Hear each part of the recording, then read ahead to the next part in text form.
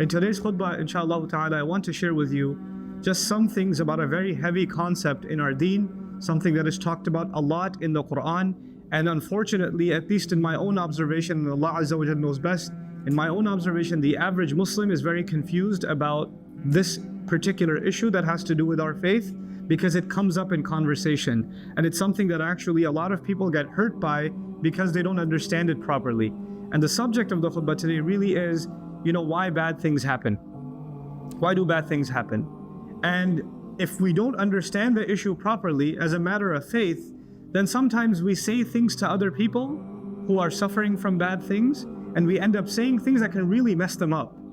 Like for instance, just recently I was with some distant family, and we were talking, and we were talking about our late grandmother, and she passed away, rahimahullah. And she had some difficulty before she passed away, and one of the cousins in the family somewhere thinks she had these difficulties because when she was younger she used to be really mean to some other aunt or somebody, and that's why Allah put her through this at the end of her life. And they just say these things, they just say them, but actually these things are they're very hurtful to say, first of all, and to speak about the fact that Allah is punishing someone, especially someone who's passed away. But actually I came to realize that in our conversations among each other, we say these kinds of things to each other all the time. You know why this is happening to you? Because Allah is very angry with you. And actually I've even seen sometimes parents use this against their children. You know why you fell down the stairs? Because yesterday I told you to finish your breakfast, you didn't finish, this Allah is punishing you. This is why bad things happen to you, because you didn't listen to me. Husbands and wives use this against each other. They'll use it against each other. And these are matters of iman. So we have to really properly understand. Now, when I say bad things, I'm not just talking about small little things, right? I'm talking about small things, but I'm also talking about big things. And I'm not just talking about things that happen to us as individuals. Because as individuals, ma'adallah, somebody may have been in a car accident, somebody may have been diagnosed with a difficult disease, somebody may have had to go for surgery or something, somebody may have lost a family member, or somebody ended up in the hospital or something, or somebody lost a job and their financial difficulty, or they lost their house because it went in foreclosure or something like that. But there are also problems and calamities at the level of communities and towns. A flood comes and hits a city, and the entire city is devastated, or an earthquake comes and hundreds of thousands of people are devastated, or war breaks out between nations, or civil war breaks out, and what used to be a peaceful neighborhood is now under fire, is completely burnt to the ground. You wouldn't recognize the place from a day before and the day after. So these things are at the level of the individual on a daily basis, and also at a higher level. Now, I want to start at the individual level, and probably in this khutbah we'll only really get to talk about the individual level. And that's important because even in casual conversation, not just about others, I've even heard Muslims, like with my own ears, we'll be driving, or we'll get late for work or something, Allah is just in a bad mood with me today. Allah is putting me through some, I don't know what I've done, and Allah is just angry at me. And people talk like this about Allah subhanahu wa ta'ala. You didn't get up early enough, you took the wrong highway, you didn't listen to the news report about there's an accident on this highway, and now you get to blame Allah Azza wa Jal for what's happening to you. So now in this regard, first of all, it's a complex issue. Second of all, there are tons of ayat, not one or two ayat, there are literally dozens of ayat on the concept of al-musibah.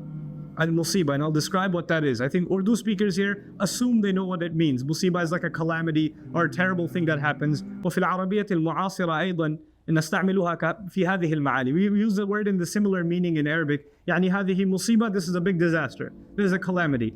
But in Old Arabic, actually, let's start with the definition of this word. Musibah comes from the Arabic verb asaba. And asaba is to hit a target.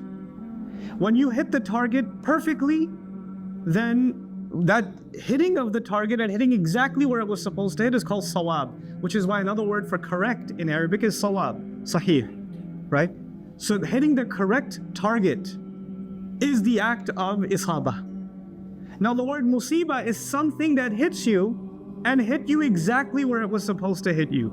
So the first thing we learn from Allah Azza wa Jal using this term to describe what happens to us, it's a karitha, it's a haditha, it is a waqi'ah, it is something bad that happened, something terrible that happened, su happened. Allah doesn't use those terms. Most of the time He uses the term al-musibah. Why? Because Allah is describing that as far as His qadr is concerned, as far as His planning is concerned, This was like an arrow that was shot, and it was supposed to hit you exactly when and where and how deep and how badly. It was all decided. It is perfect hit. Perfect hit. Then the ta marbuta also at the end of this word, we don't say musib, we say musibah. By adding a ta marbuta, it adds the concept of al-hadath, meaning every single issue, every single thing. You know how you think, well, first thing that happened was my transmission went bad. Then the next thing that happened as a result was I was late to the meeting. Then the next thing as a result of being late to the meeting, I lost my job. Then as a result, I got divorced. Then as a result, then as a result, then as a result. There was a brother I met not too long ago who had some issue with his passport, and as a result of his issue, he lost his passport. As a result of that, he lost his job. And as a result of that, he got into arguments with his wife, and he blames the passport company. Or the people that were applied for his visa. They cost me my marriage, they cost me my job, they cost me everything. So they tie all of these strings together, cause and effect, cause and effect, cause and effect. All of it is because of this one thing. And we do this too. But Allah Azza wa Jalla is calling each and every difficulty individual. They are not a result of each other, they are a result of Allah's allowance. Allah Azza wa Jalla allows every single one of those events to happen. There are people who go through exactly the same situation as you, but the same things don't happen. That chain of events doesn't happen. Allah decrees something else for them. So that's the first thing to note about the word musibah. It is specific, it is targeted to you. The two ayat, of the dozens of ayat, the two ayat that we should never ever forget about the word musibah. Allah Azza wa Jalla first of all says, in these ayat that I recited to you in Baqarah, He says, وَبَشِّرِ الصَّابِرِينَ. Congratulate the people who have sabr. What strange language Allah Azza wa Jalla uses. When you and I have a difficulty, we're supposed to have sabr. You don't have sabr when you're happy. You're supposed to have sabr when you're upset, when something is wrong, when something goes badly. You were supposed to graduate, it got delayed, you didn't pass a class. You're supposed to have a little bit of sabr. You got sick, you're supposed to have sabr. Some bad thing happened and you're supposed to have sabr. Now you tell me, you and I, when we speak to each other and somebody is in a situation when they're supposed to have sabr, like you're in a situation or I'm in a situation where the advice is I should have sabr. You don't go to that person and say congratulations. You know, it doesn't make any sense. It doesn't make any sense. Akhi, I feel terrible about what happened. I pray Allah gives you sabr. You don't smile at them, you don't congratulate them. Now when do you congratulate someone? You congratulate someone when there's a happy occasion, when things went according to plan. You applied for the job and the job came through and you got the job. You applied for a raise and you got a raise. You were looking to get married and the thing is settled. When things work out, then you congratulate each other. Look at the language of Allah Azza wa Jalla. He says, وَبَشِّرِ الصَّابِرِينَ. Congratulate the people who have sabr. Subhanallah. Why? Because of for a believer, the attitude is entirely different. Maybe the whole ordeal, the entire trouble you are going through, the goal of it all was one thing, so you could have sabr. Because if you can have sabr, you are worthy of congratulations. We think the goal was this thing you were going to get in dunya. Maybe I thought the goal was to get the job. Maybe I thought the goal was to make the sale. But maybe to Allah, the real goal is you were going to learn sabr. That's a bigger goal than anything else. Subhanallah. And if you got that goal, you should be congratulated. So we have goals in our head that we think we want to accomplish. We have things in our heart we want to accomplish. And Allah says there is something much more valuable in your heart. If you accomplish that, you don't even realize what it's worth.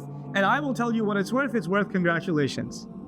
And then, right after this congratulations, Allah Azza wa Jalla says, الَّذِينَ إِذَا أَصَابَتْهُمْ مُصِيبَةٌ قَالُوا إِنَّا لِلَّهِ وَإِنَّا إِلَيْهِ رَاجِعُونَ. Who should you congratulate? These patient people who whenever a specific target calamity, difficulty hits them, the first thing that comes out of their mouth, قَالُوا, not even ثَقَالُوا, not even ثُمَّ قَالُوا. No. Not then they say. If this happens or when this happens, then they say. There's a when and there's a then.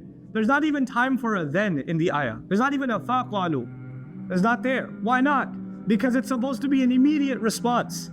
You know how you have in physics or even in medicine, in biology, you're supposed to have action and reaction, right? And for a doctor that checks your physical reactions, they'll tap your knee and the leg kicks up a little bit, right? They check for these reflexes. This ayah is teaching us that when difficulty comes to you and when difficulty comes to me, there's supposed to be a reflex. And in a reflex, you don't delay, it just happens. It just comes out. And what comes out? Inna lillahi wa inna ilayhi raji'un. No doubt about it, we belong to Allah. No doubt about it, we belong to Allah. وَإِنَّا إِلَيْهِ رَاجِعُونَ. And no doubt about it, we are only going to be returned to Him. Meaning we are going to be returned to our owner. Why is this statement important when something difficult happens? We have to think about the hikmah of why when the difficult thing comes, why do we say inna lillahi wa inna ilayhi raji'un? When you hear about some bad news on the phone, why is it the first time, the moment you say inna lillahi wa inna ilayhi raji'un, first of all understand that if you do that, there's a real gift in it for you. In the Quran, there's a gift in it for you. First, I want to share this gift with you. You know what that gift is? In this ayah, Allah Azza wa Jal, in the ayah before, when I told you He commanded to congratulate the believers, Al-Amr fil Mufrad. La wa bashiru as-sabirin. Qal wa bashir as-sabirin fil Mufrad. It's singular. Congratulate the ones who have sabr. And that congratulations is singular.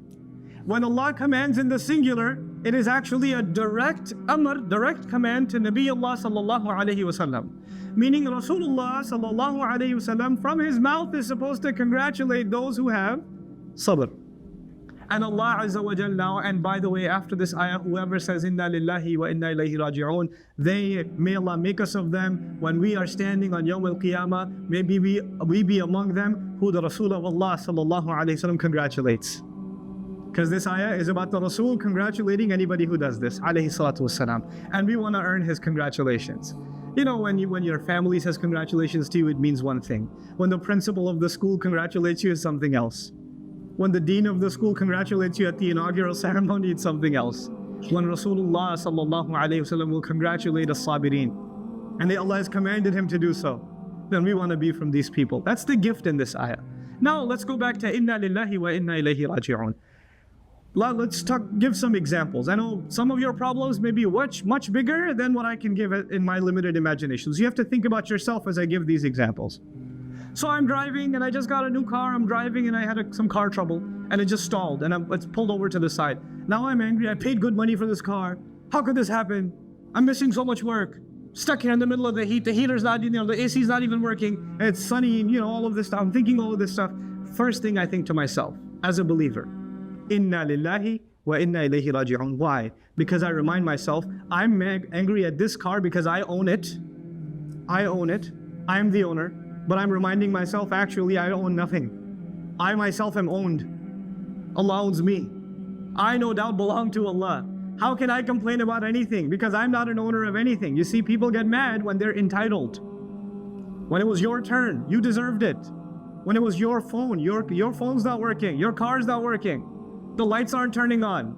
When you deserve something, then you get angry when you don't get it. But in the ayah, inna lillah, you first acknowledge I deserve nothing. I belong to Allah. Allah deserves, I don't deserve. It puts things at ease. Everything you get in this life is then a gift. It's not something you earned, it's a gift. So when you don't have it, then you realize, well, it wasn't mine anyway. It wasn't mine anyway. We take our hands for granted, we take our eyes for granted, we take our nose for granted, we take our tongue for granted. The fact that I'm standing here speaking before you, I take the fact that I can speak to you for granted. But this tongue, it doesn't belong to me. I didn't pay for it. It belongs to Allah. So when it starts stuttering, inna lillah. Inna lillah. And the second part of this problem, how Allah gives solutions in our faith, the wisdom of the statements Allah gave us when difficulty comes. The second statement is, wa inna ilayhi raji'un. No doubt about it, to Him alone we're going to be returning. Why is that important? Because whatever problem you're having right now isn't permanent. Whatever problem you're having isn't permanent. Whether it's money problems or health problems or family problems, or it's emotional problems or physical problems, it doesn't matter. None of them are permanent. You know why? Because you and I are not permanent. Even you and I aren't permanent. How can our problems be permanent? We have to be returned to Allah ourselves. This problem is nothing. Forget this problem. I will leave. Not only will this problem not be around, I won't be around. I will be returned back to Allah. Things are put in perspective. Putting things in perspective makes you worry about what really matters. When you don't put things in perspective, you can focus on the wrong thing. My teacher used to always give the example, if you're standing in a building and the building is on fire, and you're in that building, and you're debating which color should we paint this wall. I think blue goes better with the gray. Guy, the building's on fire. You need some water first. Take the fire out, get out of the building. They're priorities, you understand? When you understand the bigger picture, there's a larger problem, and the larger problem is we haven't acknowledged that we belong to Allah. Maybe sometimes you and I go through difficulty just so Allah can put it back in your heart that you and I belong to Allah. Maybe you and I are going through some challenges just so Allah would give us the gift that we would be able to not just say with our tongue, but say with our heart, Inna ilayhi raji'un. That's a gift in and of itself. And that is, if we can internalize that, that makes sabr easy. And if you and I can have sabr, Allahumma ja'alna min as-sabirin. If we can have sabr, then the congratulations of the Rasul sallallahu alayhi wasallam is for us. In the few minutes that I have left with you, I wanted to address, so this was at least one of the two ayat that I wanted to talk to you about our attitude towards the musibah. Inna lillahi wa inna ilayhi raji'un. But in these last few minutes, I want to highlight something else. About musibah, about calamity, and about difficulty, about challenges that happen in life. And that is, in the Quran, there are two kinds of ayat. In one set of ayat, Allah Azza wa Jalla says, whatever happens to you, ma asaba min musibatin, fil ardi wala fis sama, illa fi kitabin min qabli an nabra'aha, fi Surah Al-Hadid. There is not a single calamity that ever happens anywhere to anyone. There isn't one in existence. Rather, even on the earth or in the sky, it doesn't matter where it happens, it is already recorded in a book that we've decreed. Meaning it's from the qadr of Allah, it was supposed to happen. You don't get to say about somebody who died at a young age, oh, he had his whole life ahead of him. He didn't. There's no such thing. It was done, it was decreed. This is how long his journey was on this earth. My journey on this earth is decreed. Yours is decreed. When you go to the graveyard, you find some people lived, or they were born 1901, died 2013. And you go to the graveyard, you find somebody born 2013, died 2013. You find those graves too. You know? And this is decreed by Allah. It is decided how long each of us will stay on this earth. It is decided. You don't get to say, oh, if he was still alive today. No. It's decreed. It's laid down. The other thing Allah Azza wa Jalla says, مَا أَصَابَ مِن مُصِيبَةٍ إِلَّا بِإِذْنِ اللَّهِ. No difficulty, no calamity, no target will strike you except by Allah's permission. By Allah's permission. And look at the people of Iman. This is such a beautiful thing. قُلْ لَن يُصِيبَنَا إِلَّا مَا كَتَبَ اللَّهُ لَنَا وَلَمْ يَقُولُوا عَلَيْنَا. It's incredible. The believers are told, no difficulty will hit us except for what Allah has written for us. They could have said what Allah has written against us. Because when you talk about difficulty, you think in the terms of against. This difficulty is hitting against me. The ayah says, مَا كَتَبَ اللَّهُ لَنَا, for us. هُوَ مَوْلَانَا. هُوَ مَوْلَانَا. Subhanallah. Allah Azza wa Jalla He teaches the believers that even when difficulties come, it is written not against us, but it is written for us. In the ayah, it is written for us, and that is the attitude of a believer in regards to difficulty even, it is for him. But now finally, there are ayat in the Quran, not one, several, in which whatever happens to you, فَأَصَابَهُمْ سَيِّئَاتْ مَا عَمِلُوا, what hit them was the evil of what they did. فَمَا أَصَابَكُم مِّن مُّصِيبَةٍ فَبِمَا كَسَبَتْ أَيْدِيكُمْ وَيَعْفُو عَنْ كَثِيرٍ. Whatever you did, whatever challenge hit you, whatever difficulty hit you, it is because of what you did. Allah says it's your fault. When difficulty happened to you in some ayat, Allah says it's not just because of Allah. Allah decided it's because of you. It's your fault. And He's forgiving Allah. Now how do we reconcile those two? Is it because of Allah or is it because it's your fault? First thing of advice here, number one, Allah never says قُل, say it's your fault. Except in one place in Ali Imran, قُلْ هُوَ مِنْ عِنْدِ أَنفُسِكُمْ. In other words, we are not supposed to say to someone, this is happening to you because it's your fault. You know why you got diagnosed with cancer? Because you don't pray 5 times a day. That's why you have cancer. You don't get to say that. You don't get to say that. And on the other hand, in the battle of Uhud, the Rasul was told, sallallahu alayhi wasallam, tell them it's your fault. When they say, how come this happened? When the believers say, how come this happened? Tell them this is because of you. In other words, in the specific case of Uhud, what happened? The believers were winning.